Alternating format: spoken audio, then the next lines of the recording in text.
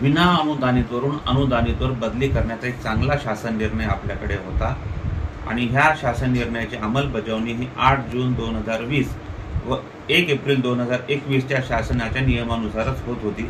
परंतु विनाअनुदानित शिक्षकांचं हे सुख शासनाला बघावलं गेलं नाही व शासनाने 1 डिसेंबर 2022 रोजी एक परिपत्रक काढून त्यानुसार ह्या बदल्यांना स्थगिती दिली। ह्या स्थगिती दिल्यानंतर माननीय नागपूर न्यायालयामध्ये एक संस्था गेली असता या बदली संदर्भामध्ये 14 डिसेंबर 2022 रोजी माननीय नागपूर उच्च न्यायालयाने सदर स्थगिती आदेश उठवावा असे शासनाला आदेश दिले, परंतु शासनाने यावर काहीच कार्यवाही नाही केली। माननीय उच्च न्यायालयाचे हे आदेशांचा संदर्भ घेऊन आम्ही माननीय संचालक, माननीय आयुक्त तसा शासनाकडे मंत्रालयामध्ये वेळोवेळी पाठपुरावा केला, परंतु शासनाने यावर काहीच पावले उचलले नाहीत। त्यांनी फक्त टोलवाटोलवीच केली। त्यामुळे अनेक प्रकरणे ही शिक्षणाधिकारी तथा शिक्षण उपसंचालक कार्यालयामध्ये प्रलंबित राहिली।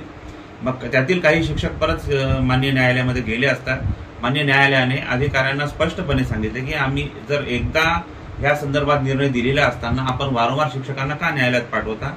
या पद्धतीने माननीय न्यायालयाने तीव्र नापसंती व्यक्त केली आणि काही अधिकाऱ्यांना कॉस्ट देखील केली। त्यामुळे त्या अधिकाऱ्यांच्या सांगण्यावरून व माननीय उच्च न्यायालयाच्या आदेशानुसार माननीय शासनाने 29 एप्रिल रोजी हा बदली आदेशच्या स्थगिती संदर्भामध्ये एक परिपत्रक काढलेला आहे।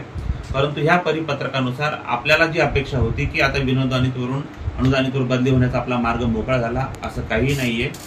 या परिपत्रकामध्ये असं सांगितलेलं आहे की जी प्रकरणे उच्च न्यायालयामध्ये दाखल आहेत परंतु ज्यावर अद्याप निर्णय झालेला नाही व जी प्रकरणे शिक्षणाधिकारी तथा शिक्षण उपसंचालक कार्यालयात दाखल आहेत अशी सर्व प्रकरणे शासनाकडे वर्ग करण्यात यावी आणि त्यावर शासन निर्णय घेईल। त्यामुळे आपल्याला जी अपेक्षा होती की तसं काहीच घडणार नाही याच्यामधून, म्हणून आमची शासनाला अशी नम्रपणे विनंती राहील की आपल्या महाराष्ट्र खाजगी शाळेतील सेवेचे जे नियमावली आहे यामध्ये 1984 साली बदल्या संदर्भामध्ये एक नव्याने नियम करण्यात आला। 41(1), 2, 3, 4, 5 मध्ये अशी तरतूद करण्यात आली की नियुक्तीचे व बदल्यांचे सर्व अधिकार हे संस्थेलाच आहेत।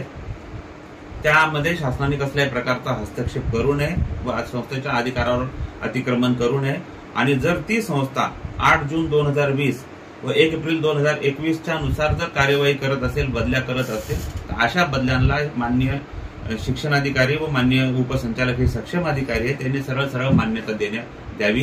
यांनी कुठेही शासनाकडे सर्व प्रकारने वर्ग करू नयेत अशी आमची माननीय शासनाला विनंती आहे व अधिकारांचे